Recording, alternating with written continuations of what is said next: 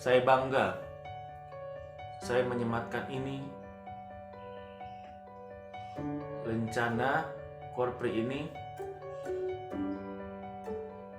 di dada sebelah kiri saya, tepat di jantung saya, sebagai hadiah untuk almarhumah umi saya.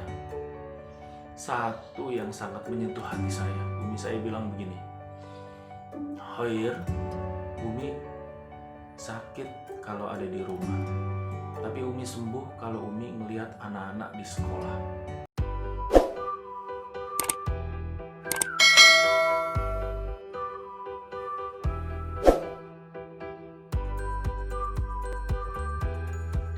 Assalamualaikum guys, apa kabar semuanya? Semoga kalian semua sehat-sehat walafiat. Kembali lagi bersama saya di channel YouTube Ramdan Khairullah. Oke guys, kali ini saya akan membahas sebuah wacana yang mungkin dianggap dianggap susah gitu guys. Susahnya menjadi guru. Sebenarnya tidak susah sih guys. Menjadi guru itu sebenarnya mudah. Tergantung apa yang kita lihat, apa yang kita pelajari di sana.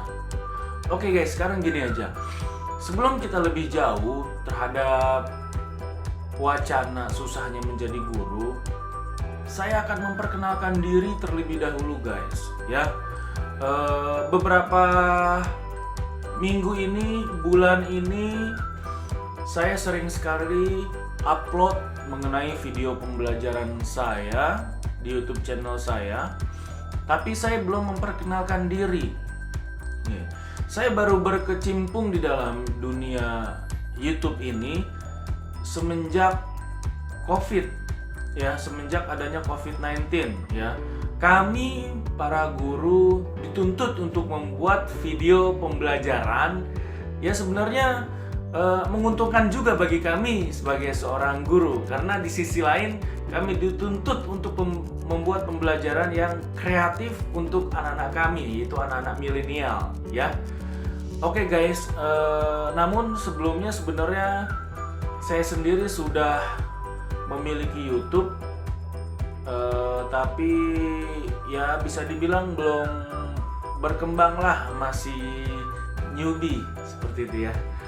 Oke, jadi begini, apa yang akan saya sampaikan nanti ini adalah cerita saya di masa lalu ketika saya ingin menjadi seorang guru itu seperti apa. Oke guys, perkenalkan, nama saya Ramdan Khairullah. Saya memiliki latar belakang seorang pendidik, saya seorang guru muda. Saya memulai karir saya sebagai seorang pendidik itu mulai tahun 2007, ya. Pada saat itu saya menjadi guru sekaligus menjadi salah seorang mahasiswa di Universitas Pendidikan di wilayah Jakarta Selatan. Saya juga, sorry guys, tukang roti lewat. Oke. Kita lanjutkan. Background atau profil kedua orang tua saya ini adalah saya dilahirkan dari seorang ibu dan seorang ayah. Ibu saya almarhumah, yaitu hanya seorang lulusan, pada waktu itu dikenal dengan PGA, ya. Beliau juga seorang guru. Beliau mengabdi menjadi guru SD hingga ditutup usianya 51 tahun. Beliau masih mengajar.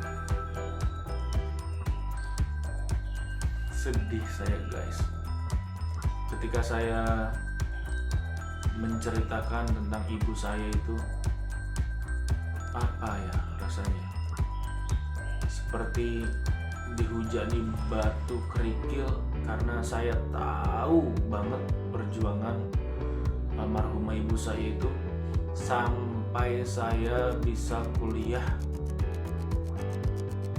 Ya, walaupun saya hanya bisa menatap ibu saya itu yang biasa saya panggil Umi hanya pada saat waktu saya kuliah di semester 4. Jadi ibu saya itu mengidap penyakit kanker payudara, guys. Ya, pada waktu itu saya masih kuliah semester 4, saya juga sedikit bantu-bantu mengajar di sekolah almarhumah ibu saya atau Umi saya. Yang saya masih ingat sampai sekarang yaitu ketika Umi saya akan mengajar tidak merasakan sakit sama sekali. Dan saya, salah satu anaknya dan beberapa anak-anak yang lain bertanya kepada Umi saya dan meminta Umi saya untuk tidak mengajar. Ini udah gak usah ngajar, biarin saya, anak-anak yang lain membantu mencari nafkah untuk keluarga. Bahkan masih ada orang tua saya yang laki-laki. Udah gak usah ngajar. Tapi Umi saya bilang apa? Satu yang sangat menyentuh hati saya. Umi saya bilang begini, Khair, Umi sakit kalau ada di rumah, tapi Umi sembuh kalau Umi melihat anak-anak di sekolah. Begitu, guys. Jadi yang saya ambil adalah ibu saya akan selalu sembuh ketika ibu saya mengajarkan ilmu kepada anak-anak didiknya di sekolah. Begitu. Yang dimaksud sakit ketika berada di rumah adalah ketika ibu saya tidak mengajarkan apa-apa, ibu saya tidak melihat anak didiknya selama di rumah, ibu saya tidak melihat senyuman anak didiknya. Seperti itu, guys. Saya sangat menghargai perjuangan ibu saya menjadi seorang guru. Sebenarnya disitulah pesan orang tua saya kepada saya, bahwa di balik kata-kata ibu saya itu, beliau berpesan, "Nak, suatu saat jika kamu menjadi guru, walaupun kamu sakit, walaupun kamu lelah, tetap kamu adalah seorang guru yang di belakang kamu, di depan kamu, di samping kiri dan kanan kamu itu menanti puluhan, ratusan, bahkan jutaan anak didik yang menantimu untuk kamu ajarkan." Seperti itu. Maka ajarkanlah anak didik kamu tanpa minta, tanpa butuh imbalan. Mungkin begitu pada saat itu yang ingin Umi saya katakan sebagai background beliau seorang guru. Namun Allah lebih sayang kepada beliau. Allah cabut, Allah angkat penyakit beliau hingga menuju sisinya pada tanggal 27 Februari tahun 2011. Dari situ saya sudah tekadkan bahwa saya akan meneruskan perjuangan beliau. Dan alhamdulillah, singkat cerita, saya berjuang sekuat tenaga untuk meneruskan langkah perjuangan almarhumah Umi saya jadi seorang guru. Dan alhamdulillah berkat bimbingannya, berkat didikannya sedari kecil hingga sekarang, saya bisa meneruskan jejak-jejak beliau. Bahkan bukan hanya saya, kakak saya, dan abang saya, kami dari 5 bersaudara tiga dari kami, yaitu seorang guru yang akan meneruskan perjuanganmu, wahai Umi. Jadi begitu sedikit latar belakang dari saya. Saya mengajar sejak dari almarhumah Umi saya masih mengajar di salah satu madrasah MI di dunia pendidikan ini. Saya bantu beliau hingga beliau wafat, ya. Kemudian hingga pada akhirnya saya memutuskan untuk mengabdi di negara Indonesia. Saya ikut untuk tes CPNS pada saat usia saya waktu itu 30 tahun. Saya masih mengajar di salah satu sekolah swasta di wilayah Jakarta Selatan. Saya ikut tes. Bismillah, saya pandangi wajah almarhumah Umi saya dan saya berdoa semoga saya bisa mengabdi kepada diri saya, keluarga saya, bahkan negara saya dalam hal dunia pendidikan.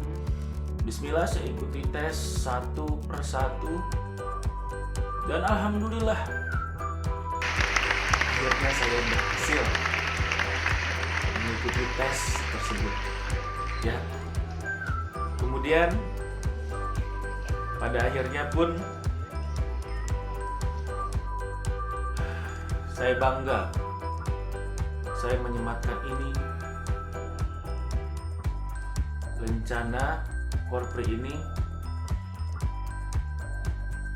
di dada sebelah kiri saya, tepat di jantung saya, sebagai hadiah untuk almarhumah Umi saya. Oke guys, sebenarnya ini hanya bonus, ya, bonus perjuangan dari almarhumah Umi saya kepada saya. Jadi begitu, banyak kisah-kisah perjuangan saya menjadi seorang guru, meneruskan perjuangan almarhumah Umi saya, bahkan sampai sebelum saya diangkat untuk mengabdi menjadi seorang PNS.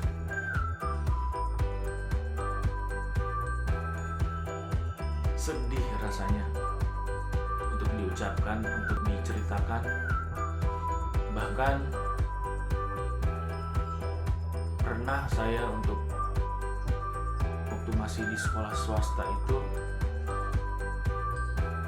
menjadi seorang driver salah satu ojol, ojek online. Dan sebelumnya saya juga pernah berjualan baju di pasar malam, di pasar pagi. Saya juga pernah berjualan madu di selasar masjid-masjid pinggir jalan. Usai saya mengajar di salah satu sekolah swasta. Namun untuk madu saya masih meneruskan sampai saat ini, masih, ya. Ketika ada yang membutuhkan, saya berikan madu itu kepada mereka-mereka yang menginginkan. Namun saya tidak fokus untuk berjualan, tapi saya fokus kepada apa yang ada di balik rencana ini, yaitu mengajarkan anak-anak didik saya yang sudah menanti saya untuk saya besarkan, untuk saya bimbing, untuk saya bina, untuk membangun negeri Indonesia tercinta ini. Untuk itu, semoga di masa-masa pandemi ini, walaupun kita semuanya bekerja dari rumah, mengajar dari rumah, dan seluruh peserta didik yang ada di Indonesia ini belajar dari rumah, kita harus semua semangat, selalu semangat dan tetap tersenyum. Karena kita yakin wabah COVID-19 ini akan segera berakhir, ya. Dan kita yakin kita semuanya akan kembali bertatap muka. Oke guys, itu adalah sedikit cerita di balik layar kehidupan saya. Namun itu hanya sebuah cerita singkat, cerita kecil. Mungkin ketika saya tuangkan ke dalam sebuah buku, ini akan menjadi sebuah tulisan yang sangat panjang, bukan tulisan yang sangat singkat. Karena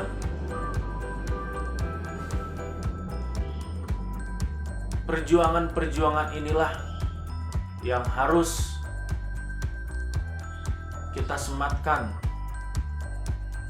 yang akan berujung, yaitu yang saya anggap bonus karena berkat jerih payah kita untuk selalu mendoakan kedua orang tua kita. Mohon bantu aminkan, semoga orang tua saya yang berada di sana diampuni dosa-dosanya oleh Allah Subhanahu wa Ta'ala.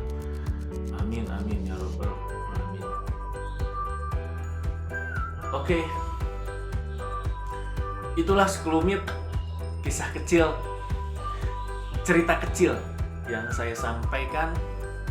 Untuk selanjutnya saya akan berbicara terkait wacana susah tidak sih menjadi seorang guru.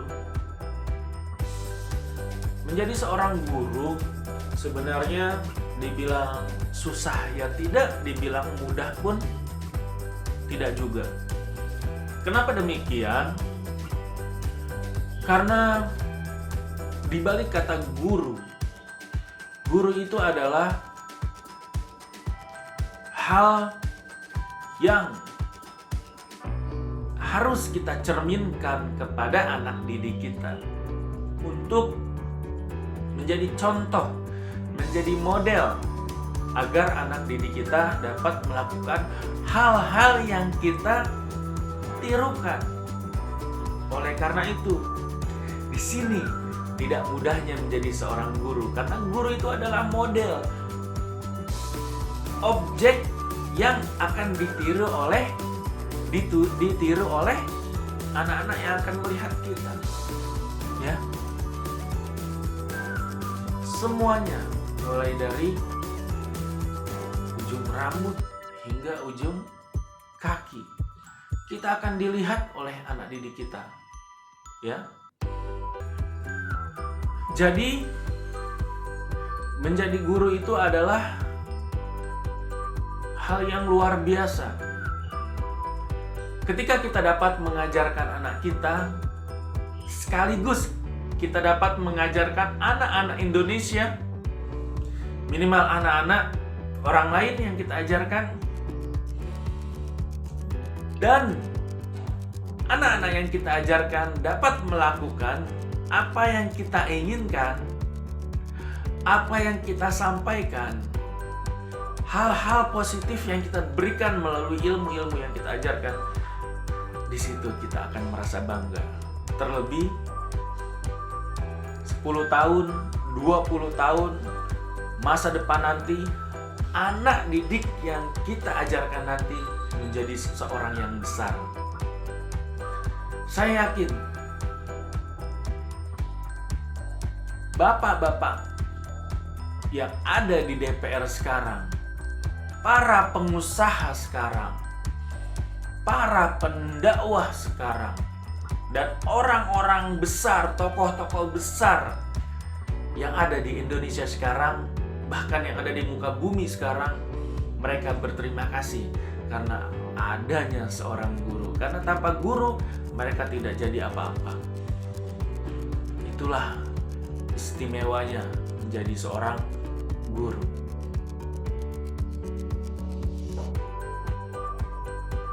Yang tadi saya bilang tidak mudah dan tidak sulit juga menjadi seorang guru. Kenapa? Karena menjadi seorang guru itu perlu memiliki rasa hati-hati yang sangat tinggi.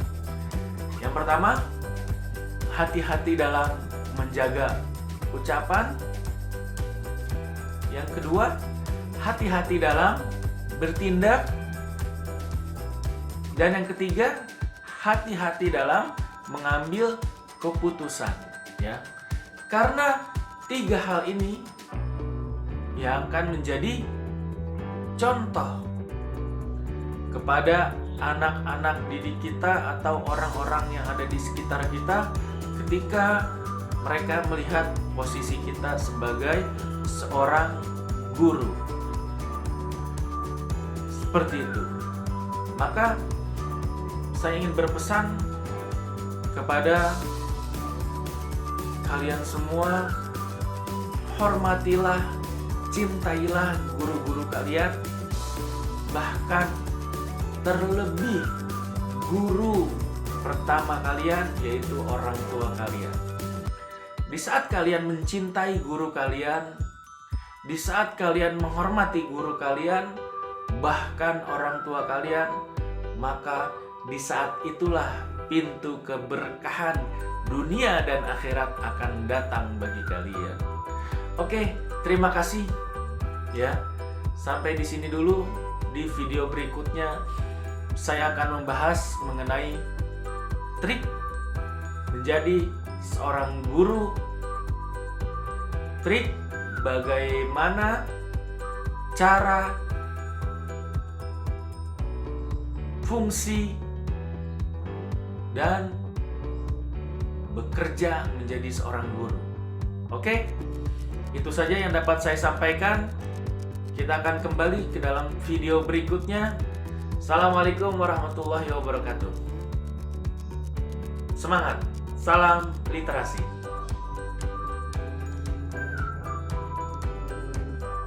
Assalamualaikum warahmatullahi wabarakatuh guys. Jangan lupa like, komen, share, dan subscribe channel Ramdan Khairullah ini. Karena dengan like, subscribe, dan share di channel ini, jangan lupa juga tekan tombol loncengnya. Hal itu akan membuat salah satu motivasi kepada saya untuk membuat video-video pembelajaran atau video-video cerita singkat lainnya. Oke? Terima kasih semuanya. Mudah-mudahan kita semua sehat selalu. Ingat, 3M. Menjaga jarak, memakai masker, mencuci tangan di air dengan menggunakan sabun. Assalamualaikum warahmatullahi wabarakatuh.